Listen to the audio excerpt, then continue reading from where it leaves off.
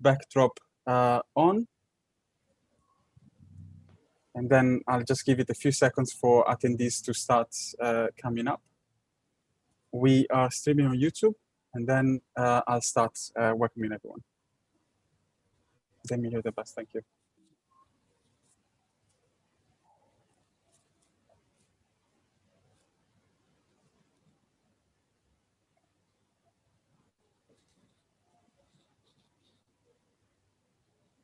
Demi, can you start the webinar?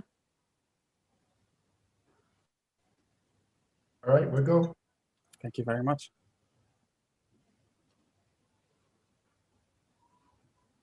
Hello, everyone. I'm just giving a few seconds for participants to join. I can see the number going up. We have 24, 26, 27 attendees. Just giving a few seconds.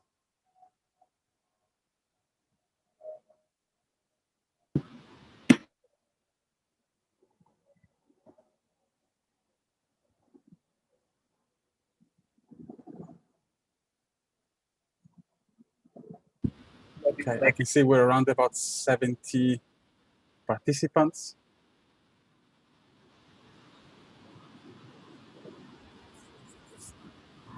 It's going up very, very quickly. Thank you so much for joining, everyone.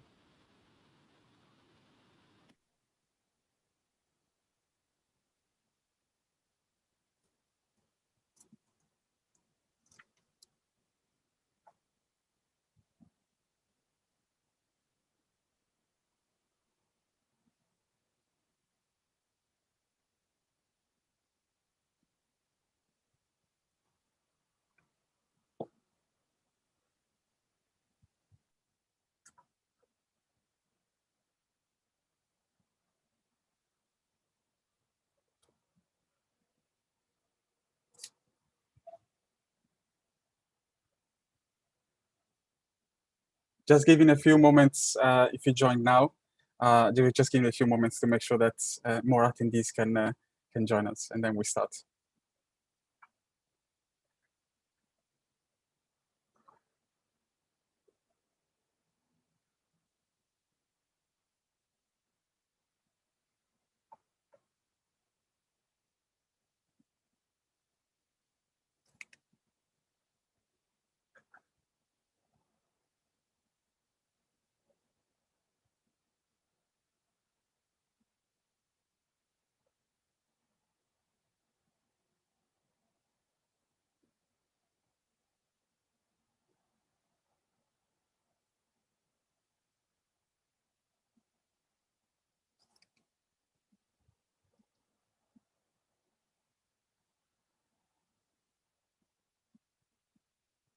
Again, hello. If you just joined us, thank you so much for joining us. We're just giving a few minutes for to start this event so that more people can join. I can see 70 people online, more or less.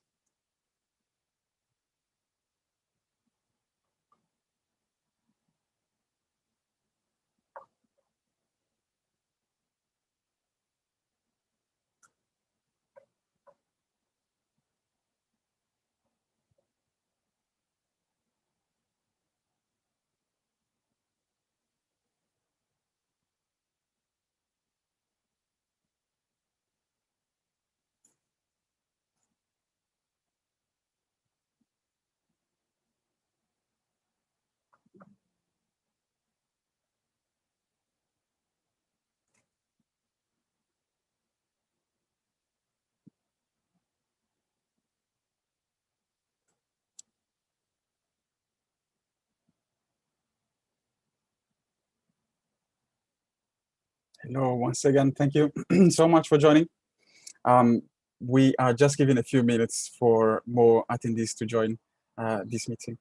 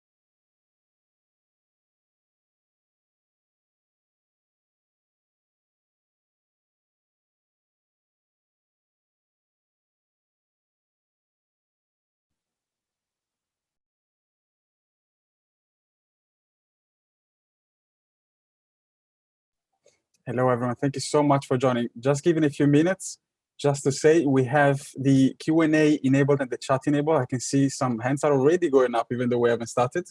That's very eager. So thank you so much. You can share your thoughts and any questions on the chat and share them with all panelists or all participants, and also on the Q&A. There will be a little bit more of an active discussion later on, and we're definitely going to read the Q&A. I can see more or less 100 participants of which 80 are attendees. So let's give it a few more minutes. We're just waiting for the final participants to join, and then we'll start.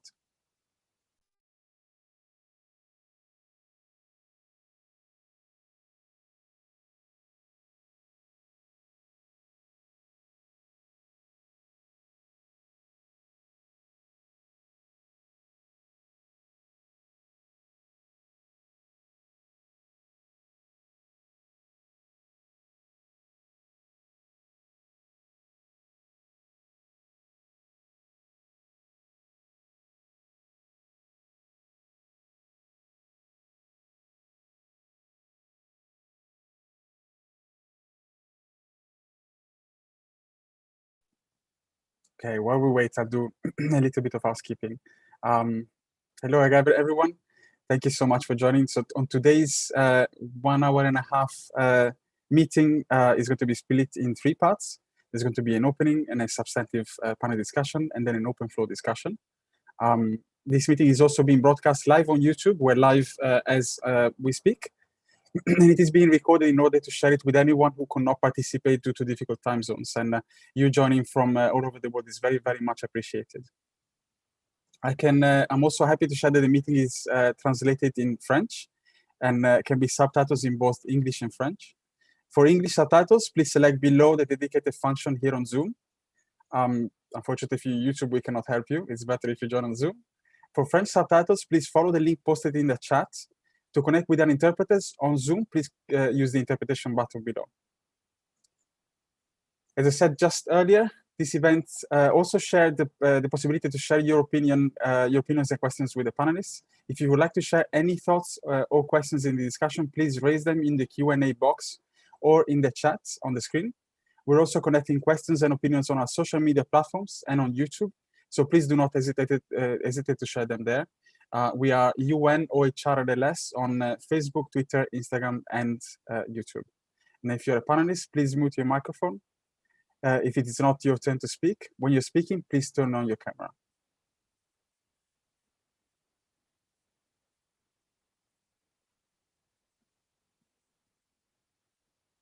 We're going to start in just a few minutes.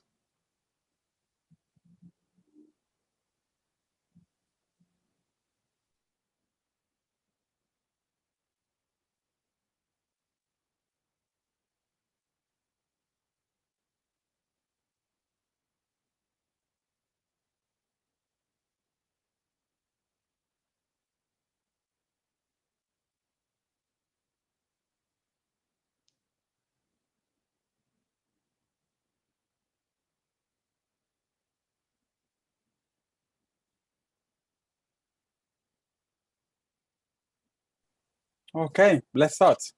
Well, again, good morning, good afternoon, and good evening, everyone, wherever you are in the world from a sunny New York. A very warm welcome to our side event during this special 10th edition of the Economic and Social Council Youth Forum.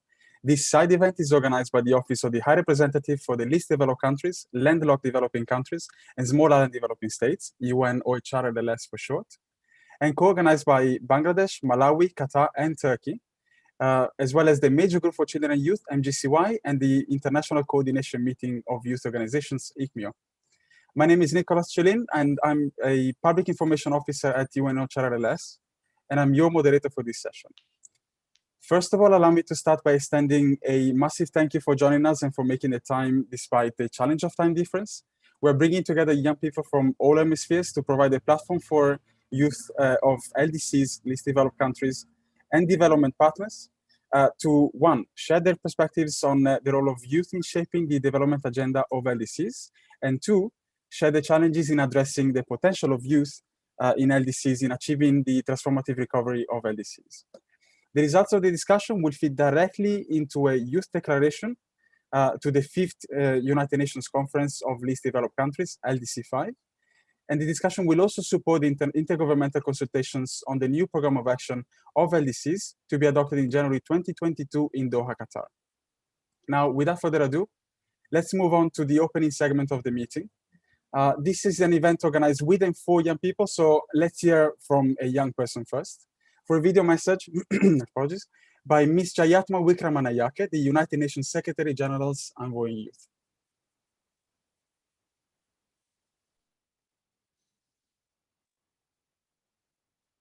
Hello everyone, my name is Jayatma Wickramanayake. I'm the United Nations Secretary General's Envoy on Youth.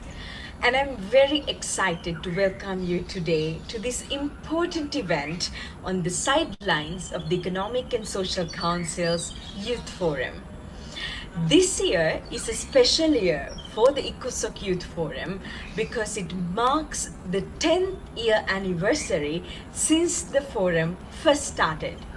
Throughout the years, ECOSOC Youth Forum has provided the space and opportunity to host candid dialogues between member states and young leaders on the topics that are important and relevant for youth around the world. Many ideas and recommendations for sustainable development goals implementation have come out of the ECOSOC Youth Forum, not only from the plenary sessions, regional and thematic discussions, but also from important dialogues that are taking place around the forum itself, such as this side event that you are attending right now. I'm very grateful to see the commitment that the organizers of this side event have given to open more spaces for young people to share their vision and action to address all the important topics that are relevant to the lives of young people. From climate action to employment to fighting against poverty and inequality and so much more. I'm very grateful also for all of you who are participating here, as this is truly reflecting of how young people are relentless in showing their commitment to bringing youth perspectives to the implementation of the 2030 Agenda for Sustainable Development. It's my great hope that the conversations, ideas, and recommendations that you gain from today's event will not stop here, but also will be carried through your participation in the main ECOSOC Youth Forum's many discussions. Thank you once again, and I wish you all a successful event. Thank you very much, Ayatma. It's really nice actually to hear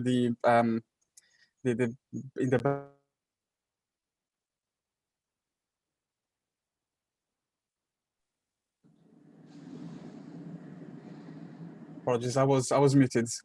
Again, thank you very much, Jayatma, for the video message. Next, I would like to give the floor to the permanent representative of Qatar to the United Nations, Her Excellency Sheikha Ali Ahmed bin Saif Al Thani, who also shared the video message for her opening remarks.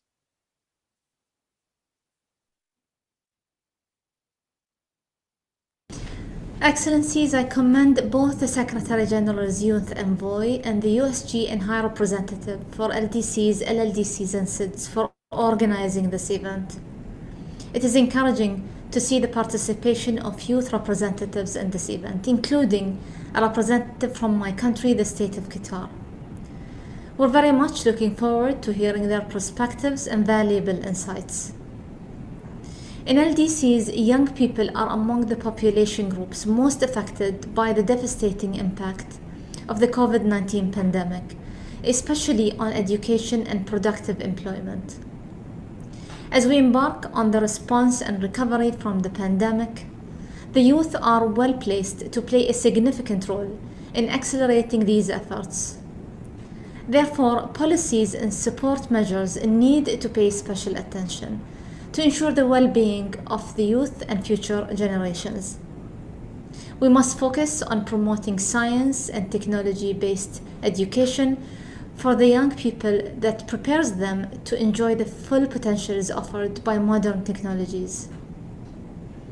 The State of Qatar attaches great importance to the enormous potential of the youth and has accordingly prioritized investment in their development and empowerment.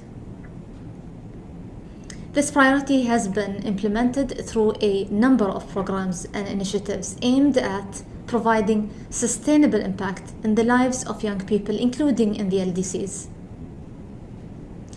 We place special focus on education and job opportunities. The State of Qatar, through the Qatari-based organization, Education Above All, is providing education opportunities to millions of children in many countries around the world. The State of Qatar is honored to host the 5th United Nations Conference on the Least Developed Countries from the 23rd to the 27th of January 2022. We're glad that the preparations are well underway for the conference. Recognizing the central role of youth as agents of change and their essential contributions in all spheres of life, LDC 5 will pay a significant attention to the meaningful and inclusive participation of youth, which will be a key component and a priority to the success of the conference. A multi-stakeholder youth forum will be organized one day before the conference in collaboration with the United Nations, Qatar Foundation, and the Office of the Secretary General's Special Envoy on Youth. We are confident that the Doha Programme of Action for the next decade will set ambitious objectives to enable the least developed countries to overcome the various challenges and achieve the Sustainable Development Goals. Youth involvement will be an invaluable asset, a key component in furthering progress towards targets and goals of the Doha Programme of Action. We very much look forward to the active participation and substantive contributions of the youth in LDC 5 and its preparatory processes, and I thank you. Thank you very much, Excellency. Last but definitely not least in this opening session, I have the honor and pleasure to invite my boss, our Undersecretary General and High Representative for the LDCs, LLDCs and SIDS, Ms. Fikita Mueloa Uto Kamano, to deliver a keynote opening statement. Thank you very much, Nick. To all of you present, a warm malolele, hello. I welcome you in my native Tongan language. And I joined Ambassador El Thani of Qatar and the United Nations Secretary General's Envoy on Youth in thanking you for your active participation. It is a pleasure to be with you this morning. This meeting is your occasion, your opportunity to share your perspectives on the role of youth in shaping the Sustainable Development Agenda. In turn, the global community has the chance to listen to you on how we can better work with you to first recover from the COVID-19 pandemic in sustainable ways, and then to hear what you expect from the new program of action for the LDCs for the next 10 years. As you know, within the membership of the United Nations, we have 46 least developed countries, countries where people live low levels of socio-economic development and high vulnerability to economic and environmental shocks. The LDCs represent about 13% of the world's population, but 40% of the world's poorest. The LDCs share about 1% of global GDP, global trade, and foreign direct investment. Close to 50% of the population do not have access to electricity, so it is no surprise that few enjoy access to modern technologies like we do. LDCs, on the other hand, have a large youth population. In LDCs, roughly 60% of the population are under 25 years old. And this demographic structure in LDCs presents a challenge, but also a powerful opportunity for LDCs to accelerate progress towards the Sustainable Development Goals. So youth must be at the forefront of social and economic development. Young people in LDCs are facing formidable challenges. Of course, foremost, we find unemployment, lack of access to quality education and healthcare, inadequate social protection, gender-based violence, and limited access to finance and opportunities for skills development, to name a few. This limits young people from unleashing their potential to act as agents of change for sustainable development. In many instances, it is young people's innovation and entrepreneurship driving the productive capacity in LDCs. Young people play constructive roles in community building, in environmental preservation, in innovative job creation, and all this promotes social cohesion and generate positive impacts on stability and peace. Now, the ongoing COVID-19 pandemic has upended the lives of many young people everywhere. Lockdowns and movement restrictions have inflicted a heavy toll on your education, future prospects, and employment. In the LDCs, many young people are engaged in the informal sector of the economy. It is precisely the informal sectors which have been disproportionately affected by the COVID-19 disruptions. And it is young people, women, workers in labor-intensive and low-skills activities who have been worst hit. School closures during the pandemic have disrupted education of millions of school-age girls and boys in LDCs. Now, while this is adversity, young people have demonstrated their resilience and they have risen to the challenges as volunteers, essential workers, innovators, and communicators. They found locally adjusted innovations to cope with the pandemic that help meet the needs of communities. We often hear this phrase of building back better. Building back better implies looking to the future. To do that, it is vital that young people not only fully participate, are listened to, but that their right to development must be realized. What does this mean in practice? It means better education for young people. It means leveraging digitization and technological transformation. It means programs to reskill and upskill, and it means equal access for all to these opportunities. Building back better cannot be done if we do not invest more in young people's inclusion, participation, organizations, and initiatives. Young people must be included in our decision-making processes, and we must have more and stronger and open dialogues with youth on development priorities. Ladies and gentlemen, the new program of action for the LDCs will be adopted at the 5th United Nations Conference on the LDCs in January 2022 in Doha, Qatar. This 10-year program of action for the LDCs will be adopted at a critical time as it dovetails with the last decade for the implementation of the 2030 Agenda. Now, the preparatory process we designed for LDCs includes a youth track and a youth campaign. Today's meeting is part of the LDC 5 youth track. Today's meeting is your meeting. The new program of action for LDCs will be built for the future young people. All people in the LDCs want to live in. So let your voices be heard, express your ambitions, share with us your proposals for innovative action solutions, share with us what you want to do so we together can create a better future, leaving no one behind. And I look forward to listening to you. Thank you. Thank you so much, USG, for your statements. We now move to the substantive part of our discussion. Our young panelists come from some of the world's least developed countries, as well as some development partners and global youth networks. We have provided a few guiding questions prior to the meeting for panelists to prepare. And in order to leave sufficient time for the open floor discussion, I would like to ask each speaker to limit their intervention to 4 minutes. I will keep an eye on the clock and will notify speakers if they need to wrap up. So I will be the time police. If our public has any questions, those will be answered in the open floor discussion. Please keep posting them in the chat and the Q&A as my colleagues are on it. Our first panelist is Ms. Shamila Mahbub from Bangladesh. Shamila is a final year bachelor student majoring in international development at the University of Dhaka. She is currently working as the head of public relations and communications of the Youth Policy Forum. And Shamala is passionate about global affairs and received awards in various national and international model UN competitions. Shamala, you are a youth activist from an Asian LDC, which has the largest population among all 46 LDCs. And I have a few questions for you. How do we elevate the role of young people in achieving an equitable, inclusive, and sustainable recovery of least developed countries after the COVID-19 pandemic? What needs to be done to empower youth in decision-making and governance in LDCs? And how is the Youth Policy Forum creating a positive impact in the current scenario and preparing the youth for a post-LDC phase in Bangladesh? You have 4 minutes. Thank you for this important question.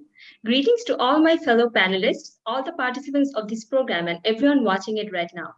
I am Shamala Mahbub from Bangladesh, and it's an absolute pleasure to be here with you all. To answer your question, I'd like to begin with saying that young people are at the heart of today's great strategic opportunities and challenges, from rebuilding the global economy to combating violent extremism to building sustainable democracies. Based on current demographic trends, 1 in 5 of the youth in the world will be born in an LDC by 2030, that is, people aged from 15 to 24. The impact of the pandemic on young people has been found to be systematic, deep, and disproportionate. Due to existing infrastructure constraints, LDCs faced a massive impact. If I speak about my country, one study noted that job postings from the largest online matching sites have fallen by 87% compared to last year. COVID-19 has been particularly hard on young women of the LDCs, resulting in the rise of child marriage, dropout from school, and etc. Despite all these, as we know, with every challenge, there lies an opportunity. The challenges of this pandemic has certainly opened up many new doors. We have seen how the youth have harnessed this challenge turned opportunity with numerous innovative ideas, startups, and social enterprises. In order to empower youth in decision-making and governance in LDCs, we must have a holistic strategy with tangible impacts. As of 2016, about 52% of the total world population is under 30 years old. However, according to a 2018 report of the Interparliamentary Union, young people under 30 make up just over 2% of the world's MPs.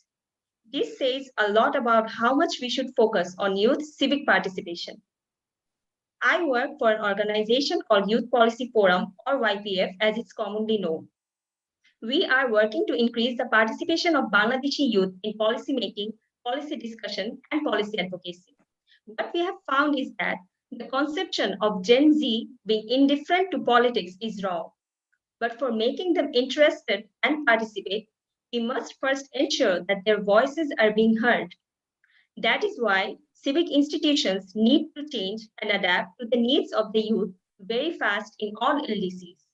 We are also a platform that brings Bangladeshi policy enthusiasts all across the world together. And each month, nearly 100,000 people join in all kinds of policy discussions. Surprisingly, 80% of them are youth. So this proves that youth do engage in civic duties if they are given the chance. As you know, this year marked the 50th anniversary of Bangladesh's independence, and we have successfully qualified for graduating from LDC status. However, the transition phase towards becoming a middle-income country is perhaps more challenging. One of our core values of YPF is equality of opportunities, and we feel this is extremely relevant to this graduation, as post-LDC Bangladesh's primary challenge would be creating an equitable society. Keeping this in mind, we have also formed a grassroots network spanning all the districts of Bangladesh. Additionally, we launched a public policy course which is free of cost in our local language Bengali and taught by renowned Bangladeshi experts educated from world's top universities. We're happy to share that we found immense interest in the youth in Bangladesh in our initiatives. Therefore, I believe other LDCs can benefit from taking similar measures as well. Because for LDCs in particular, taking account of voices from their grassroots is paramount. I'd like to end by saying that our equitable future is made of the youth, by the youth, and for not just the youth, but everyone. Thank you. Thank you so much, Shamala. These comments are very, very important, I think, and one of my main takes from what you said is really how effectively young people engage in civil duty when given the chance. Thank you so much. Our next panelist is Mr. Rafael Obonio. So I'm calling on Rafael. Rafael is a public policy analyst and multi-award winning youth advocate at the national, regional, and international levels. He has extensive knowledge and experience in public policy, international development, political economy, gender, youth governance, and human rights, and serves on the boards of the World Bank's Global Youth Network, Global Diplomatic Forum, and Africa Leadership Institute. He's an alumni of the UN Habitat's Youth Advisory Board, Les Espagnes Institute of Governance and Leadership, and the Ford Foundation International Fellowship Program. Rafael is also a TEDx Fellow and has authored and co-authored numerous books. He holds a Master in Public Policy from Duke University in the US. Rafael, can you tell us about the impact of COVID-19 on young people in least developed countries? What is the role of young people in addressing the emerging challenges facing LDCs, such as health pandemics, climate change, and how can young people leverage science, technology, and innovations to accelerate progress towards the SDGs? You have 4 minutes. Thank you so very much. Hello, everyone. Greetings from Africa. Quite excited to be part of this conversation. And thank you, Nicholas, for that very kind introduction.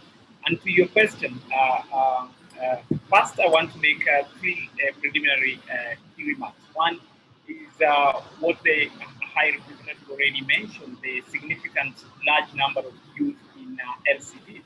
60% of the population of LDCs constitute of youth, and youth population is projected to keep increasing in LDCs.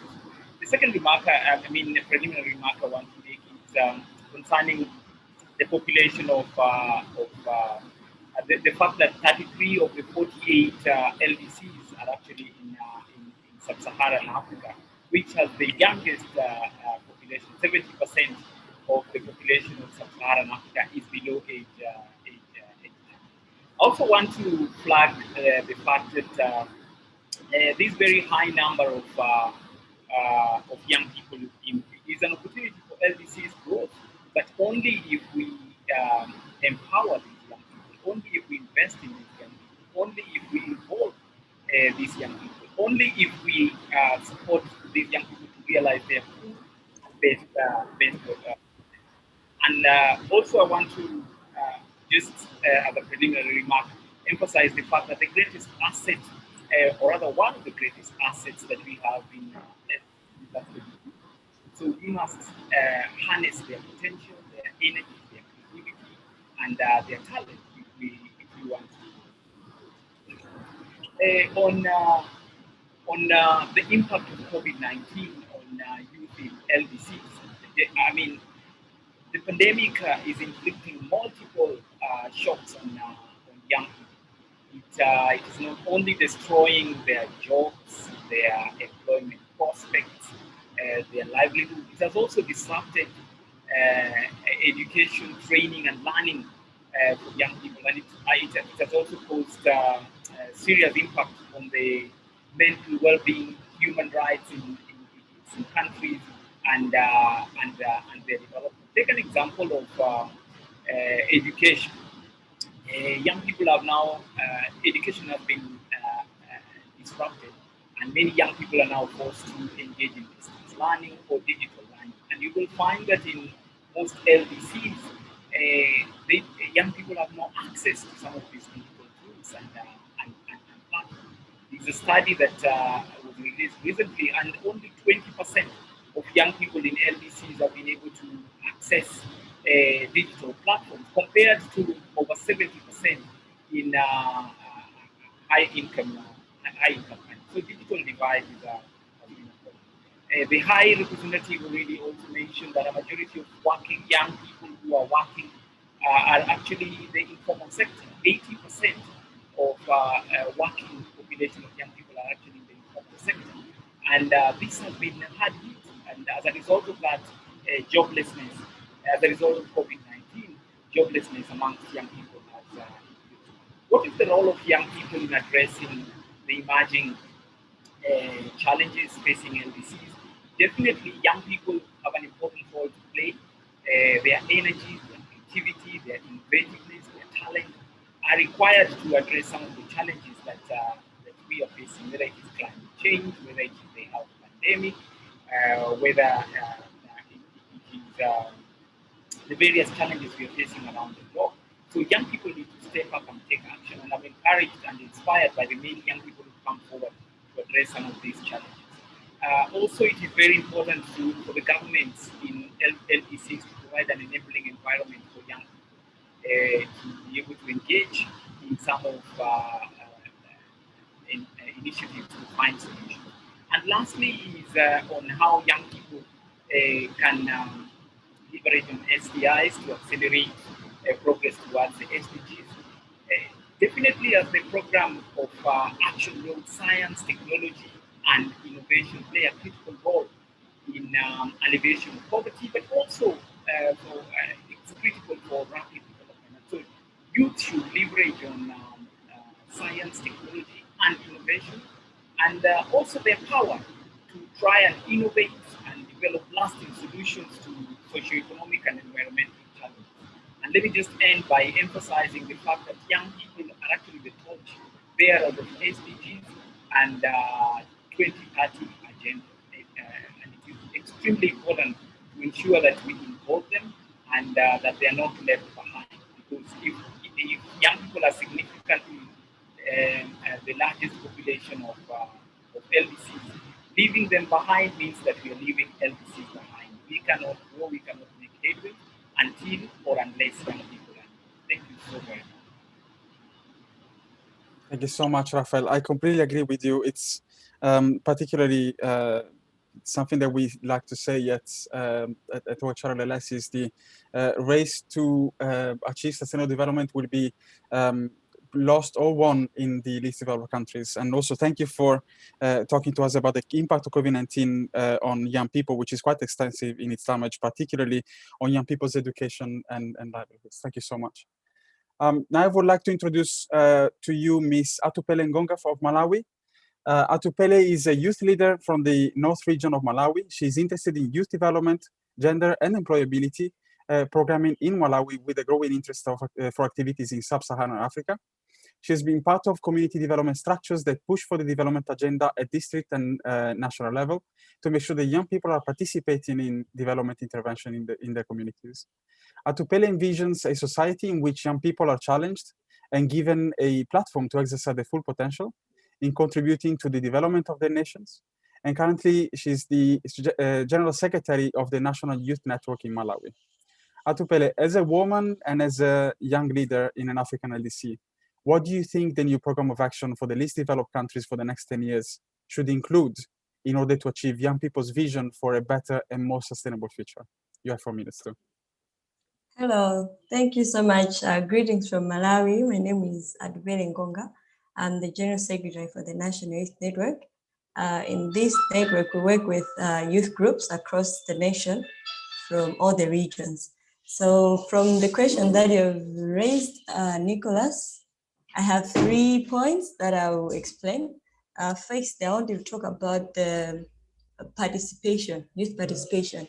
In the upcoming LDC action plan, the LDCs needs to empower youth and place young people at the center of the sustainable recovery strategies, whereby we'll be able to foster the youth participation at all levels, as we do it in Malawi, for instance. We have youth structures across the structures that are in the communities, in the regions, as well as the government structures, starting with the policy formulation, ending to the policy implementation. We have to make sure that young people are all participating in all these structures. And just to add on that, we have to make sure that in all the agendas or the youth agendas that we're having, we should incorporate young people's voices as well as integrate the COVID-19 related activities and actions, having in mind that the pandemic has affected the youth development in most of the least developed countries, talking of the education side, the healthy aspect, and then issues of climate change. We have to make sure that we incorporate all these things and integrate innovation as well as technology in most of the systems that would be involving when we're working on the youth development agenda. And lastly, I want to talk about the governments that are part of the LDCs should make sure that they create an enabling environment or facilities that will help empower the young people themselves. Talking of the youth innovation, for instance, and the technology, we have to make sure that these structures are really available in those countries when we're planning when we're working on the recovery strategies that we'll be developing. And just to add on that, when we're talking of youth development, it should not just be a generalized aspect, but rather we should break it down according to the needs that are there. Talking of the inclusion of the young people themselves, the vulnerable young people, as well as people with disabilities, for instance. If we're talking of the youth, are we talking about those who are in school or out of school? Is it just every youth who is in a working class, for instance, or those that are not working? So it has to come out very clear on how we're going to reach out to those young people to contribute to the youth agenda. Thank you so much. Thank you so much, Atupele. And you're very, very right on the importance of including young people's vision and contribution, and particularly those of the most vulnerable groups. Thank you so much. Let's move to our fourth panelist, Ms. Oduntuya Altasuk. Oduntuya is the East Asia Regional Caucus Coordinator of the Major Group for Children and Youth, and coordinator of the United Nations Youth Advisory Panel in Mongolia. Oduntuya works for empowering young people to raise their voices and expanding youth participation in society. She is a bridge between UN agency in Mongolia and Mongolian young people. And as a young woman, she's always been passionate about social equity and women's rights. She has done research work under the topic of suicide and self-harm efforts of Mongolian adolescent girls, which was introduced in a few international conferences. Oduntuya, our questions to you are: what are the challenges in harnessing the potential of young people for the national development of LDCs? And how can we build young people's capacity in LDCs in a decade of action, and to better position young people in setting the development agenda? You also have 4 minutes. Well, first of all, thank you so much for this great opportunity to participate as a panelist for this important discussion. And I would like to start by visualizing a little bit situation in the less developed countries. So in less developed countries, like if we have enough money, we can do like everything. We are able to do like every single thing in the country. Like we can live a healthy lifestyle, we can eat healthy, we can get qualified education, and we can have this huge influence for the government, and even we can get higher position in the politics. But on the other hand, if we don't have enough money, or if we are like poor, none of them is possible for us. Like we can't live healthy lifestyle, we can't eat healthy, we can't live in healthy environment, and we can get a decent job. And you will have to get through a lot just because you don't have enough money. So what I'm trying to tell by this is the corruption in the less developed countries is the biggest issue harnessing the young people's potential. So according to the Corruption Perception Index of 2020, there are 47 less developed countries, and 45 of them is highly resulted as highly corrupted. So what am I trying to say through this is, if you go to the World Bank site and see the survey on public's trust on the politicians, it's very, very bad. There is no trust for the politicians from even young people, even other citizens. So the UN explains that a successful sustainable development agenda requires partnerships between government, the private sector, and civil society. And this includes the partnerships built upon principles and values, a shared vision, and shared goals. But do we see that we have principles and values and a shared vision and shared goals? Like, especially during the COVID-19 situation, from the bribery and investment to favoritism and the overpricing, the corruption was terrible for the less developed countries. And as I've talked before, there is no trust for us, for young people, to believe in our government. So I think the best way to take action, and like now we are raising our voices with our full strength, but the government is not listening, or they're just pretending to listen. But actually, there should be actions taken. There should be solutions which should be made.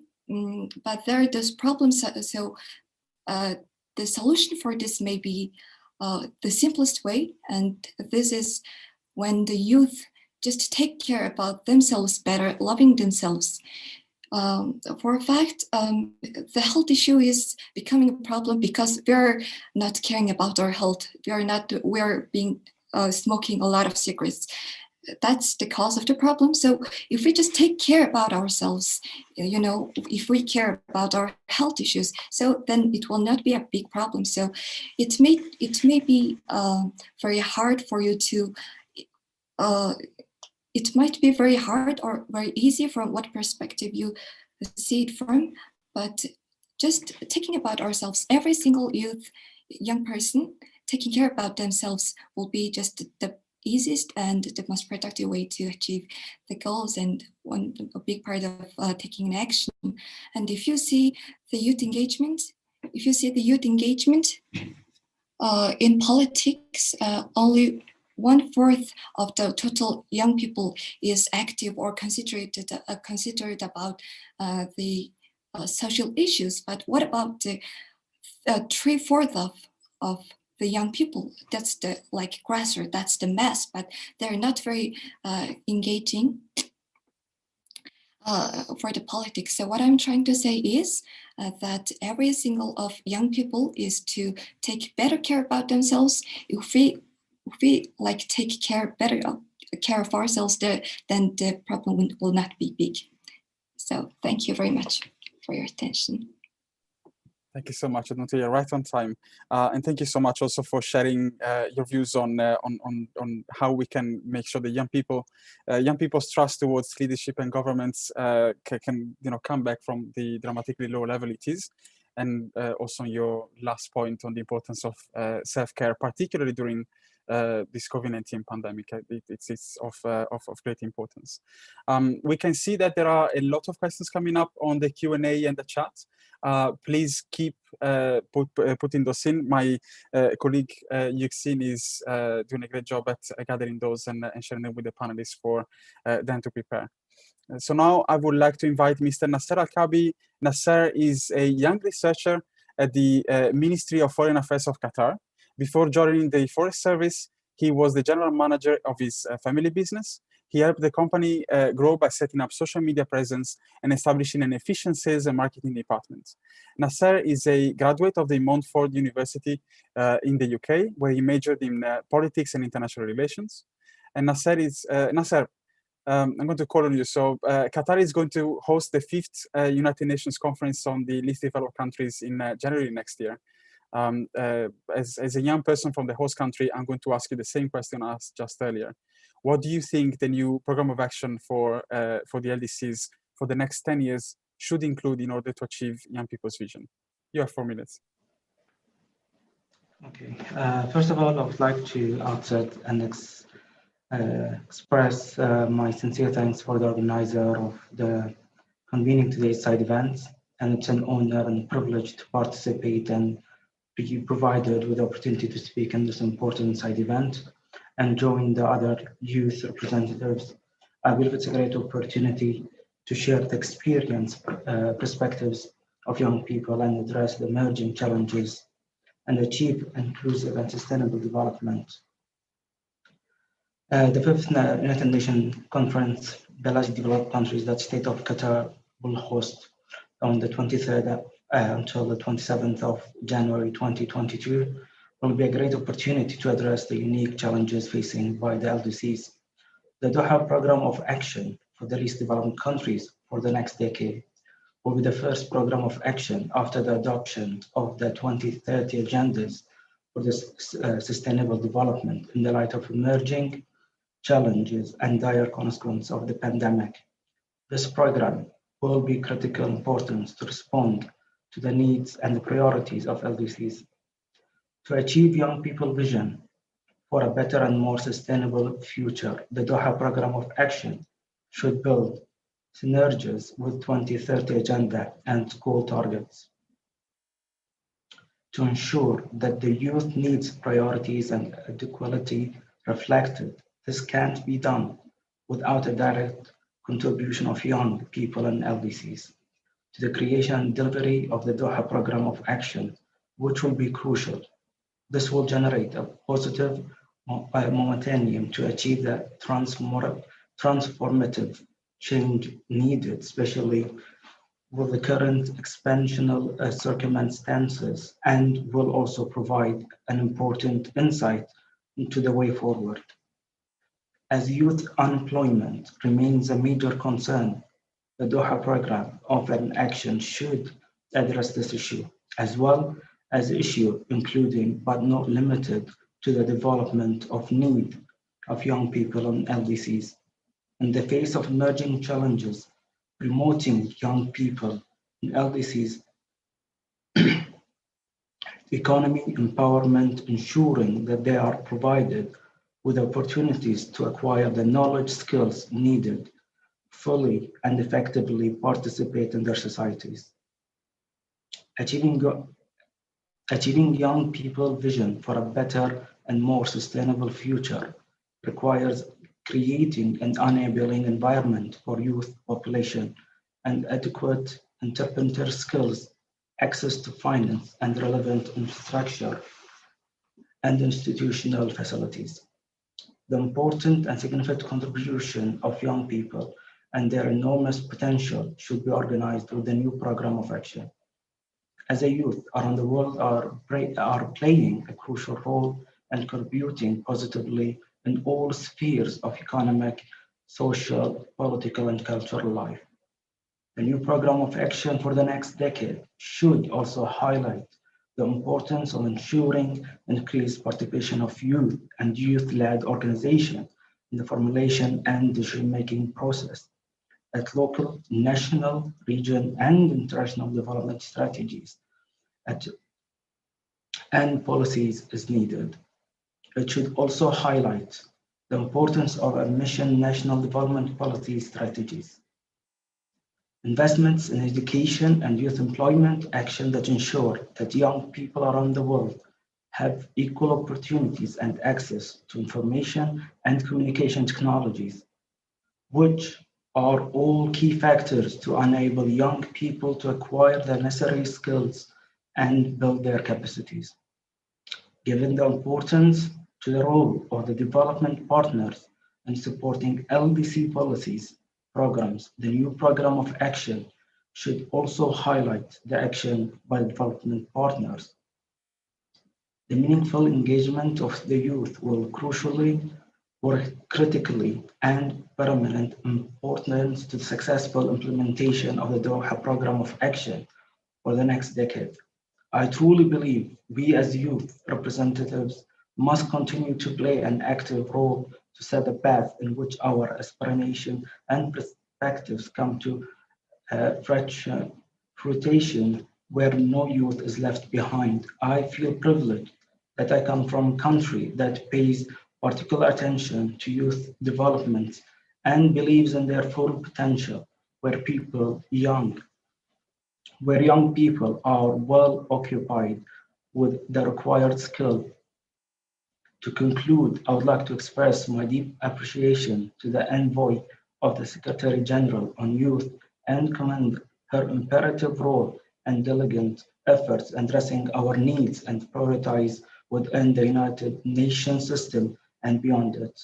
I am thankful to be provided with the opportunity to participate in this event today, and I look forward for the discussion ahead. Thank you. Thank you so much, Nasser, for your really important remarks. In particularly about the importance to make sure that the new program of action that will be adopted in Doha and the 2030 Agenda for Sustainable Development are cross-referencing and kind of merging as well. Qatar plays an amazing role for the LDCs, and we're very thankful. So next, because he has a very, very busy schedule and he needs to leave us, I will introduce Mr. Anish Shrestha. He's the next speaker and a youth advocate of the Newar indigenous community of Nepal. He's currently serving as Asia Pacific Regional Focal Point in the Major Group for Children and Youth, MGCY. and the regional focal points for the Global Indigenous Youth Caucus. Anish has been actively engaged and representing indigenous people and youth voices for more than 7 years. And he works to advance young people's rights and empower indigenous youth by raising their awareness and educating young people on various issues confronting them. Anish is also working as Executive Director of Youth for Environment Education and Development Foundation of Nepal. Anish, as a youth activist of an Asian LDC, in 4 minutes, can you tell us what do you think is the role of young people from developed country partners in increasing public awareness and influencing political leadership to fulfill their commitment towards LDCs? Thank you, Nicholas, and I'm really delighted to be with all of you today. And I think a very important forum, and I congratulate all of you for joining us today, and especially marking the 10th anniversary of UN ECOSOC Youth Forum today, and that the forum will be beginning from tomorrow. So I think young peoples are all important everywhere, not only in the LDCs, in the developed countries, and everywhere in the world. But when we come to about the LDCs and the partnership with the young peoples that's in the developed countries are even more important. So because we have different issues, but we have different problems, we have different solutions, but we are a youth. So, and we are the future of our nations and also the world. So I think a cooperation of the young people on their learning, their their experiences and their practice that they do in the developed countries could benefit 1 million to the young peoples in the least developed countries. We have limited resources, but definitely we don't have a limited willingness to work and to contribute. So we are equally want to participate, equally want to sit in the planning, and equally want to contribute in the development of our nation, and also towards the graduation of our states from the LDCs. So least developed countries are the least developed, but not least motivated. So our always motivation should be to have a talk with, first we need to make a networking, because I see now the lack of people's connected from the least developed countries and developed countries, and sometimes developed countries youth are not valuing the least developed countries. So youth. So I place all of them that we are equal stakeholder and equal partners. So we want to participate, and we want to contribute, and we want to exchange our knowledge and build a partnership that can benefit for all of us. So we also doing some great environment, different initiatives and development projects in our countries, to graduate us and to uplift our status from the least developed countries. And I think in a sustainable way. And sometimes it is going to be one of the also lessons and also a very good knowledge source and inspiration for the youth from the developed countries. So I think we need to seek on that momentum to cooperate and to learn and exchange whatever we learn from our initiatives on the ground, and then the least developed countries youth, and also share what they have done in their part. And maybe after that we can come up with solutions and where our interest and where our motivation and where our cooperation lies, and then we can go to a networking to make a platform where the developed countries youth and the least developed countries youth can come together. Partners of many issues that I think we need to work on. Climate change is for all of us. Environment problems are up for all of us, and also social, ecological, political problems are also the same. But the capacity, the intensity, and the approaches might be different. But we are all on this fight together. So I think we need to be on same page on some agendas, and to be in touch, and to form a network, to learn, to share, and to create a momentum that will benefit for all the least developed or the developed countries. And I think we need to start on now, otherwise we will be late. And let's forget the tag of this least developed developer seats. Let's get to the tag of one humanity, one planet, and one future. Thank you. Thank you so much, Anish. Yes, least developed countries are the least developed, but definitely not the least motivated. I completely agree. Thank you so much. Our next speaker is Mr. Nixon Casolene. Nixon is a member of the Talents Commission of the Central Committee of the World's Esperanto Youth Organization. He's an activist in several youth associations and organizations in Congo DR and Africa at large. Having a solid experience of youth participation and activism at the local level, he is a co-founder and vice president of the organization Youth Engaged for Development and Social Progress that promotes the sustainable development goals in his community. Nixon, you are a youth representative from an African LDC and a youth activist of the International Coordination Meeting of Youth Organizations. What can we do to elevate the role of young people in achieving an equitable, inclusive, and sustainable recovery of LDCs after the COVID-19 pandemic? And what needs to be done to empower young people in decision makers, in decision making and governance in LDCs? You have 4 minutes. Okay, thank you for giving me this opportunity to speak on the behalf of the youth of the International Coordination Meeting of Young Organization. Okay, to elevate the role of youth people in achieving an equitable, inclusive, and sustainable recovery of LDCs, it is necessary that the youth at the local level are included. You will realize that in most LDCs, to implement a given program of action, the right young people are marginalized. Those who know the real problem they are facing in their communities. Those who, if they are included, they can look for the strategies to implement in order to fix the problems. So to elevate their role, we have to make sure the marginalized young people are also included. For the sustainable recovery of the LDCs, there will be need to create a new generation of young leaders who know well their problems and how to fix them, who are able to detect and seek solutions to the problem in the political, socio-economic, educational system of their countries. To create, to do that, there is a need to create a program to empower these young people, because young people need to acquire knowledge in all relevant aspects of their life, either formal or informal. They should be allowed to make decisions on issues that affect them, and to be engaged in the implementation of projects that they are the main beneficiaries. How can this occur? To do this, our government must intervene in collaboration with the partners to organize leadership and entrepreneurship programs at all levels, and then appeal to investors. And this to offer these opportunities to everyone to participate.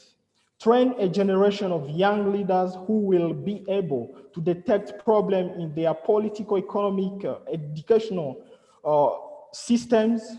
Young people who will be able to create an amplitude youth without detriment to the world system, taking into account the effect of climate change, young people who know the value of the diversity of gender, color, religion, and so on. Young people who have a very different mindset. After these training sessions, under the patronage of partners and investors, may our government accompany these young people and support them in implementing what they have learned from these programs. And then you will not see young people looking for jobs because they themselves are able to create them. They are not going to join armed groups or other and value groups because they will be busy on their business, in their works, because entrepreneurship will be promoted. They are going to make up with what we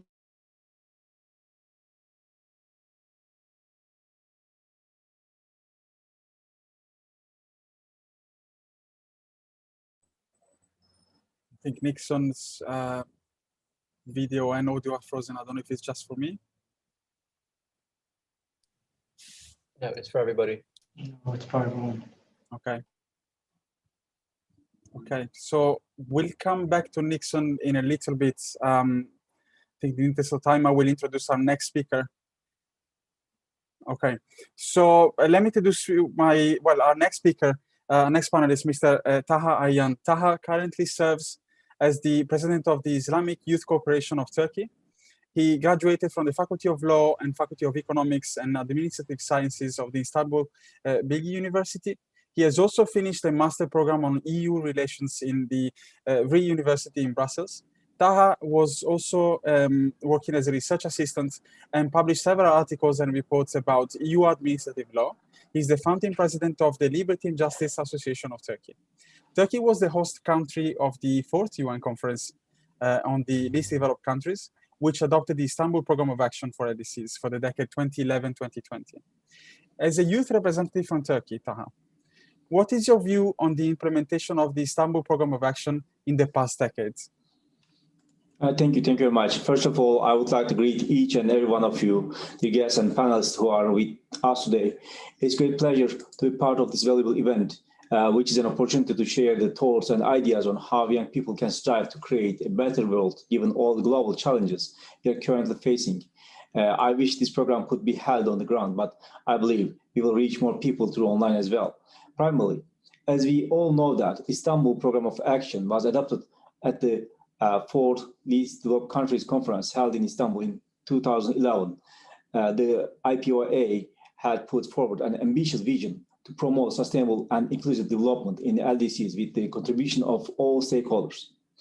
The ultimate success of LDC 4 rests with the full and effective implementation of its outcome. The IPOA contains comprehensive follow-up and monitoring measures at national, regional, and global levels. 10 years later, now, with support from the international community, these 12 countries have achieved some noteworthy progress in lifting their people out of poverty. Obviously, major advances have been made with regard to access to information and communication technology, sustainable energy, health, education, gender gap, export concentration, and governance.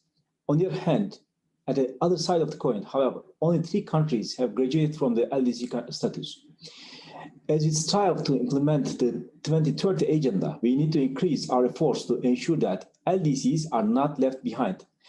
Nowadays, especially in equitable and fair distribution of the vaccines to overcome the pandemic. I would also like to emphasize the role of Turkey in the Istanbul Programme of Action. Supporting the LDCs is and will remain central pillar of Turkish foreign policy. Over the last decade, I mean from 2009 to 2019, Turkey has provided around $2.5 billion of development assistance to the least developed countries. We continue to contribute to the development of African least developed countries by improving economic and commercial ties in the context of the strategy for improving commercial and economic relations with Africa, which has been implemented since 2003. For more than a decade now, Turkey has been a reliable partner to the African continent in the sustainable development, as well as in international security. The least developed countries' 5th conference will present an opportunity to redesign the parameters of a renewed and strengthened partnership to find sustainable solutions to the complex challenges of least developed countries. During the 4th United Nations Least Developed Countries Conference in Turkey, Turkey has also declared its commitment to increase the level of direct investment in the least developed countries through the involvement of the Turkish private sector to a total of $5 billion by 2015 and strive for increasing this amount to $10 billion by 2020. Turkey's National Development Agency, TİKA, is in charge of the evaluation and implementation of our development program and projects. TİKA currently operates in 120 countries through 39 program coordination offices, and 8 of them are located in LDCs, namely Afghanistan, Ethiopia, Myanmar, Niger, Senegal, Somalia, Sudan, and Yemen. The United Nations Technology Bank is uniquely positioned to help bridge the digital divide between the LDCs and the rest of the world. And Turkish government, for its initiative, set up an International Science, Technology and Innovation Center.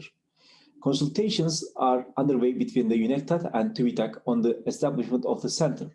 The bank, in collaboration with WHO, UNDP, and UNECTAD, launched the Technology Access Partnership Initiative last year to increase the local production of essential medical technologies in the least developed countries. Turkey,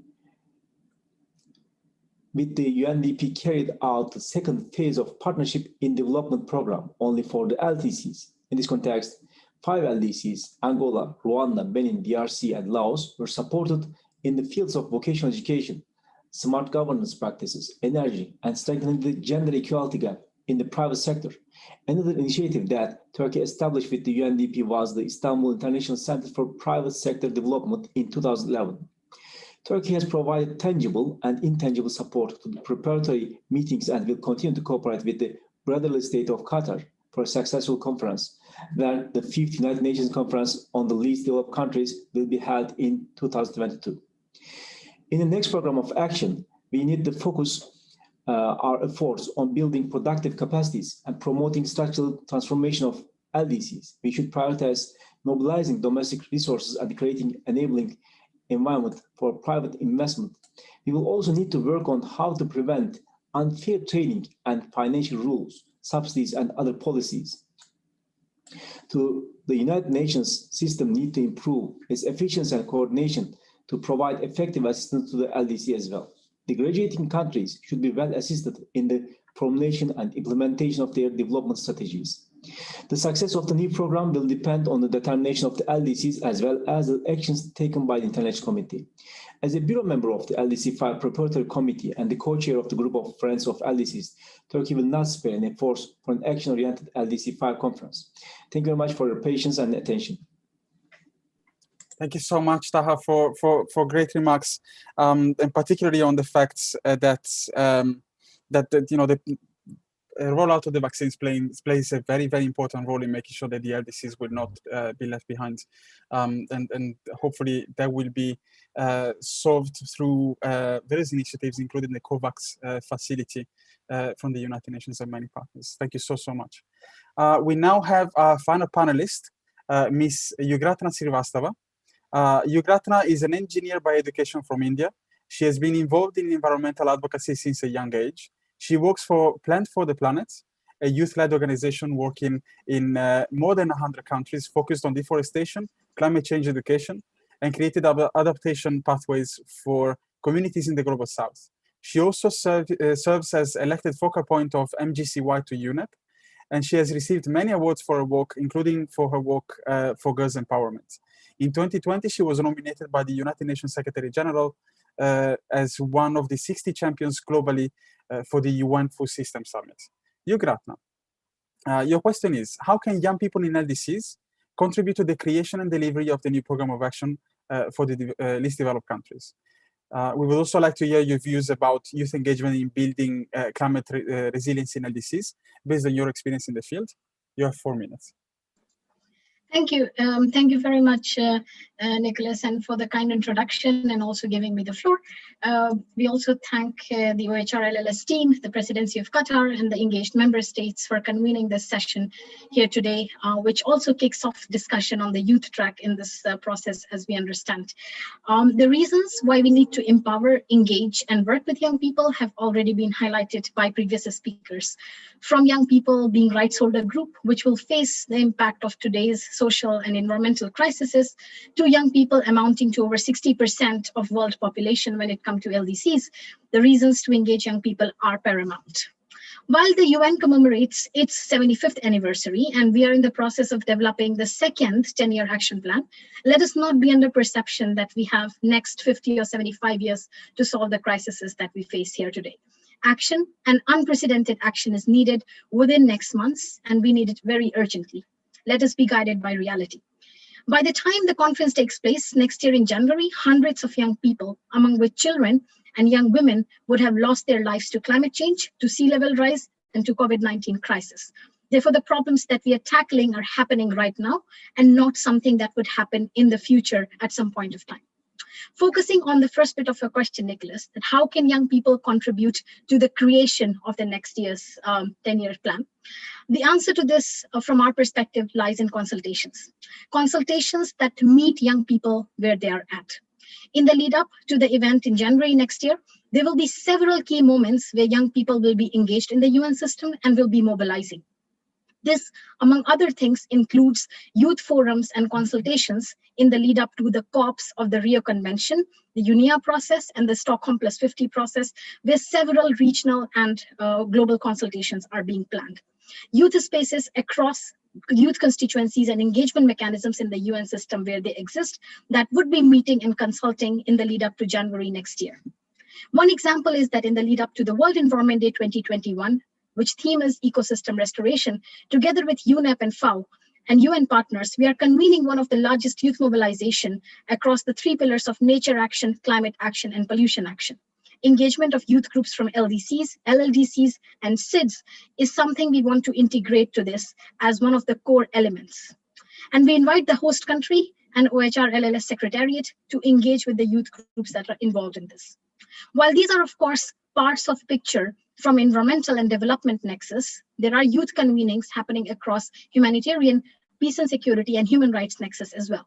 We would be happy to provide you with a mapping of such milestones in the lead up to your event next year, where young people from LDCs can be consulted and thereby involved in the creation of this program and the youth declaration that would be tabled in the conference.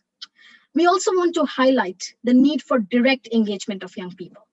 The LLDCs, LDCs, and SIDS form some of the most vulnerable groups of citizens.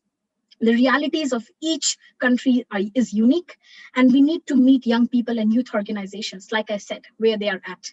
Young people, especially from grassroots communities, from indigenous communities, from marginalized section, should not be channeled through international or Western youth networks to hear their participation in the UN system. They should have rights to be engaged directly into the UN, and it is the responsibility of the presidency and the UN system to ensure that, and ensure that they are being engaged in meaningful and self-organized manner. Coming on my last point about what should young people do when it comes to engaging or in the delivery of the program for the next 10 years, I think the answer to this lies in good examples across the UN system. We need to look at the 10-year strategy of the UN Decade on Ecosystem Restoration, for instance, that provides an approach that can be used for young people and mandates engagement of young people throughout the decade in a way that they can shape the policy and implementation of that. I would also like to call upon that the principles highlighted in the Istanbul Action Plan, there are 6 principles in which there is a principle on equity at all levels. We call that the next action plan that is developed in January should highlight intergenerational equity and cooperation as one of the founding principles of its creation, so that they involve young people in the design and delivery. In the closing, I would like to point out that when we say working for and with young people, this does not happen through discussions and treating youth engagement like a political matter in which the discussions have to happen. This happens through actions. Actions where finances and resources are put onto table, actions where genuine effort is made to engage with existing youth networks in developing countries, in small island developing states, where and as they exist, and to bring them to the table. It should not be seen as a tick box kind of youth engagement, but should be seen as where young people from diverse communities are brought early into the process and not last moment where they are commenting on the youth declaration, which has already been drafted by a small group of people. So these are some of the examples we want to highlight. And I also once again want to commend the Office of OHR LLS and the Presidency of Qatar and the previous presidency of Turkey in providing this space for young people and starting these discussions today. And we can only do this together as we combat this existential pandemic that we are facing with all of us here. Thank you very much. Thank you very much, Igratan, on your recommendations on how to best include young people, and definitely what we're going to try and do, and I'm going to speak about it more later, for this youth declaration is make sure that we can draft it together. It's not been drafted yet. It will be drafted soon, and the results of this conversation will be the very basis of that conversation, and we definitely rely on ECOSOC and GCY, both organizations, and particularly their constituencies and all of the organizations that are very capillary to include as many young people as possible, and we do our best too. So this was our last panelist, and we don't have a lot of time. We have around about 6 minutes, so I'm going to open the floor discussion right now. And we have heard very, very impactful and enlightening views from all of our panelists on topics covering youth empowerment, capacity building of youth, engagement of young people in decision making. And we have collected some questions from the floor during the meeting on all of the platforms. So you can still ask your questions, but in the interest of time, I will start straight away with the first question, which was actually delivered in French. So I'm going to ask it in English, coming from the English translation. In underdeveloped countries, many young people have great development and self-employment initiatives, but do not have the technical capacity to address them methodically, which is a barrier to accessing finance. How can the barriers to accessing finance for youth self-development projects be reduced? I will not pick on any of you as of now, but if anybody wants to answer, any of the panelists.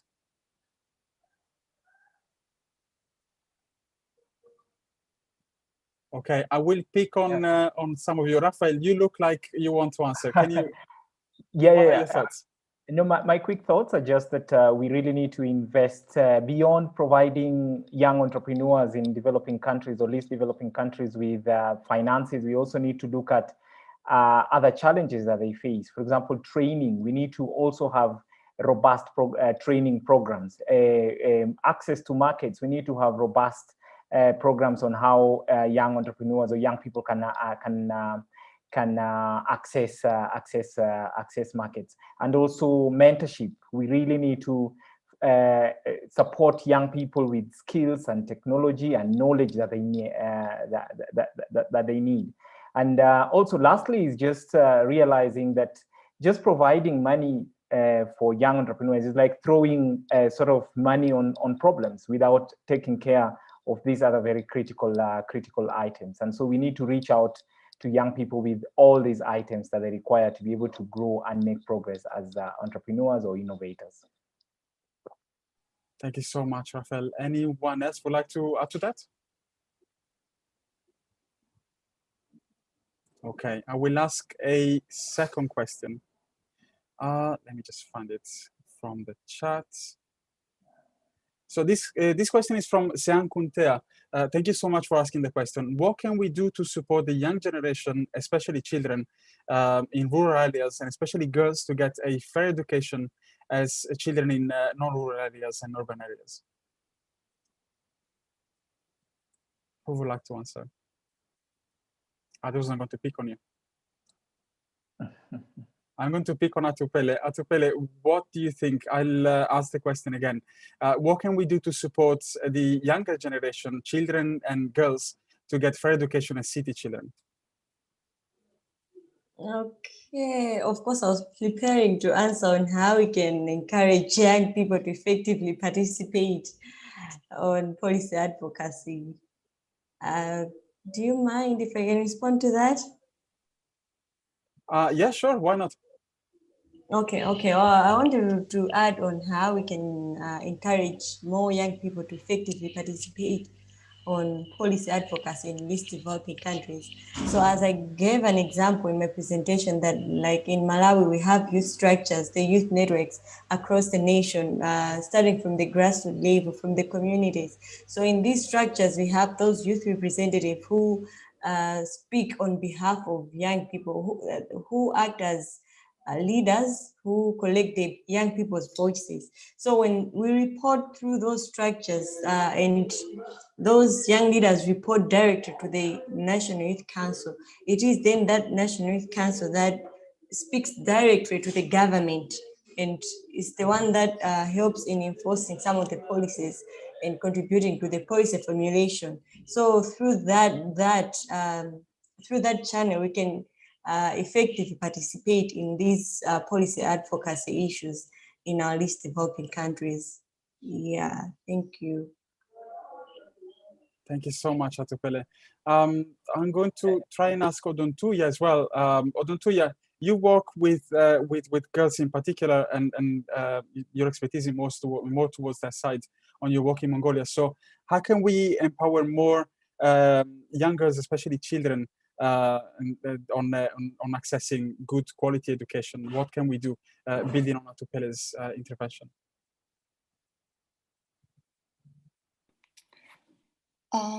Well, as you know, it's a very complicated issue, and all of us are trying to solve this issue. And for my understanding, the education system should be better, and there is a lot of opportunities for girls to get better qualified education. So I think we better to, more. The information should be received by girls more commonly and in more easier way. So the information is everything. So we should give more access for girls to get those informations to create more opportunities for girls to get qualified education. I may come up with better ideas soon, so I'll let you know then. Thank you so much, Adno. Okay, I can try and ask another question to anyone in actually, yeah. So due to the pandemic, this is very relevant. Most of the learning has been moved to online, yet the largest percentage of students in LDCs do not have access to such technologies that enable them to access online learning. How can this anomaly be addressed? This was partially spoken about just earlier. So would anybody like to take the floor and answer this question? Nicholas, I can go first because I presented on that. I think one is to enhance, to address digital divide, both at the global, national, and even local level. There are three areas that I think we need to look at. One is infrastructure and connectivity. We need to ensure that there is proper infrastructure and connectivity across the globe, across the countries, across the regions, across the country, and at different levels. That is one. Two, I think we also need to address the issue of skills and digital literacies. So we need to ensure that we provide the necessary skills to young people to be able to utilize and make use of these digital tools and digital platforms. And lastly is the issue of location. We need to make sure that technology is not only accessible to people in cities and towns. Technology should be accessible to people regardless of where they are. So we need to ensure that then if you're talking about access to internet, we cannot say that people need to move to towns and cities for them to be able to access high speed or quality internet. Basically, I think it is important to emphasize the issue of availability, accessibility, and affordability of technology. If then we are able to, then we are to address the question of digital learning for all. Thank you so much, Rafael. I know that we're out of time, but the conversation is too good. So I'm going to try and ask one last question. And this has to do with the labor markets and access to quality employment, which we've just started to talk about it. So this question is from Musili from Kenya. Thank you so much for asking it. Mostly, you will find that most capacity building strengthening initiatives are in areas about the labor market, and the labor market is not able to absorb it. How can we address this mismatch of youth skill sets and the market demand, which I would like to add is one of the main causes of migration and young people leaving their own countries? Who would like to answer it?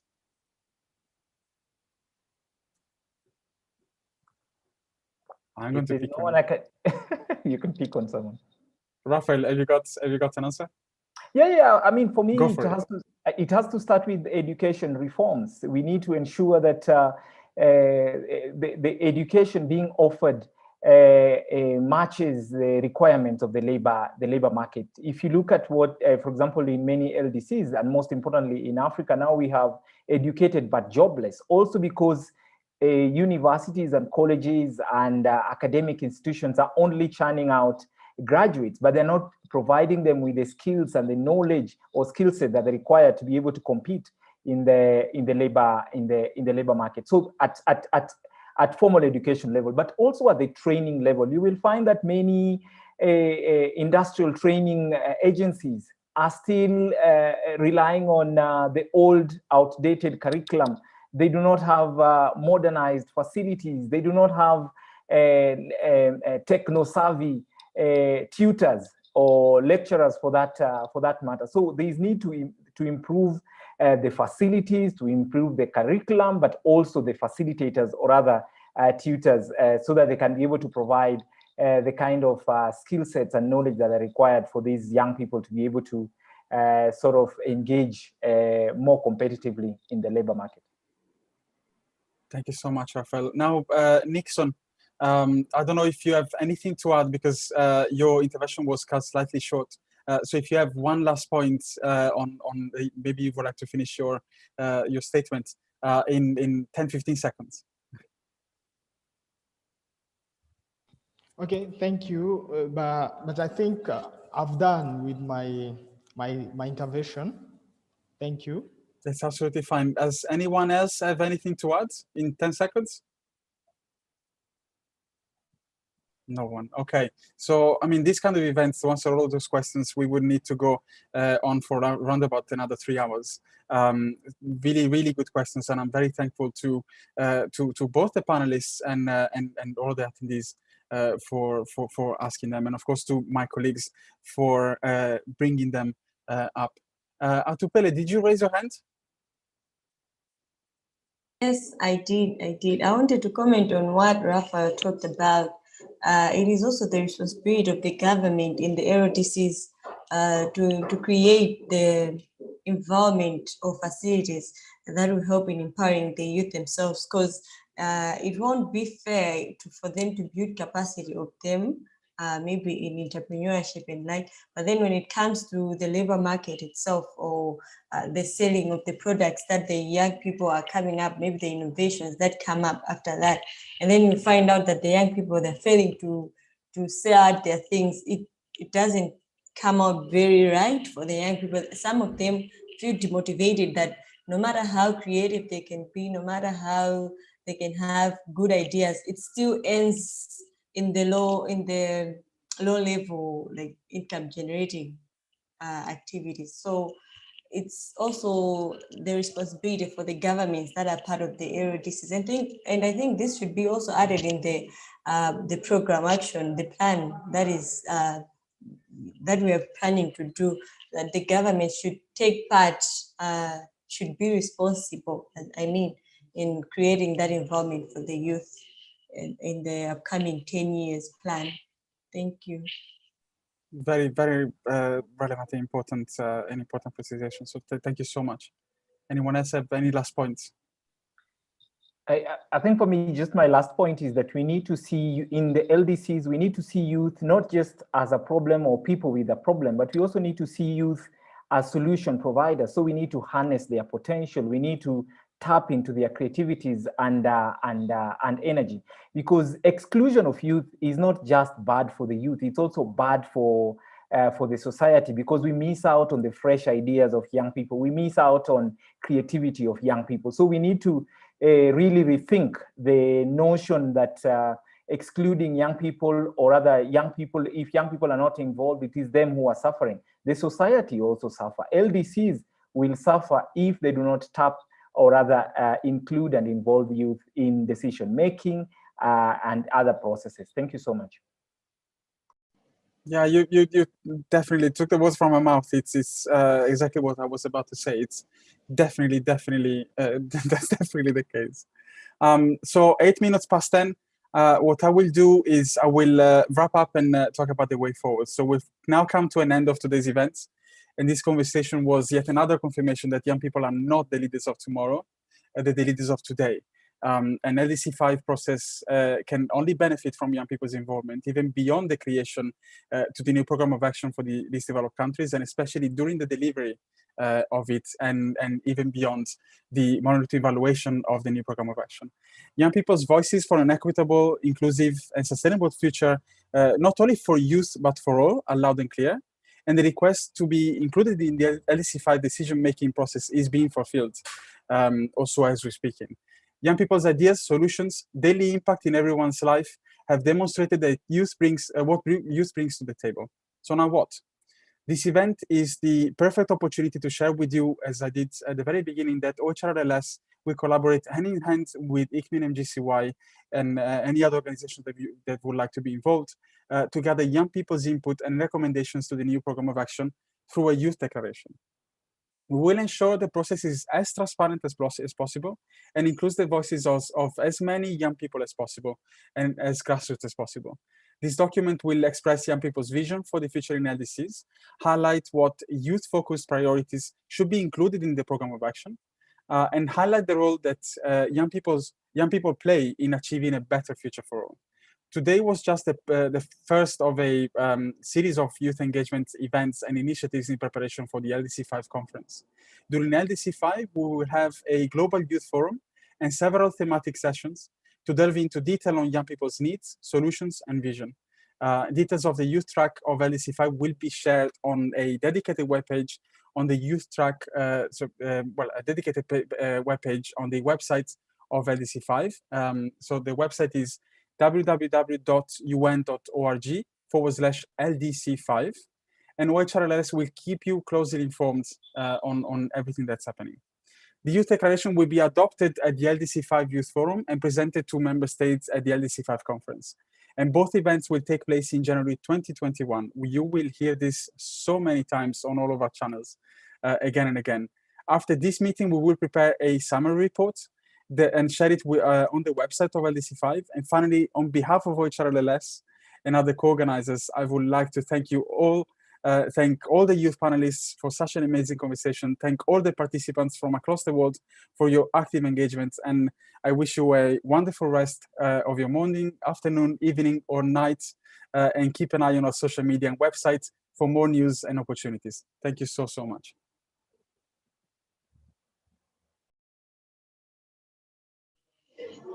Thank you. Thank you all. Thank you so very much, and let's stay in touch.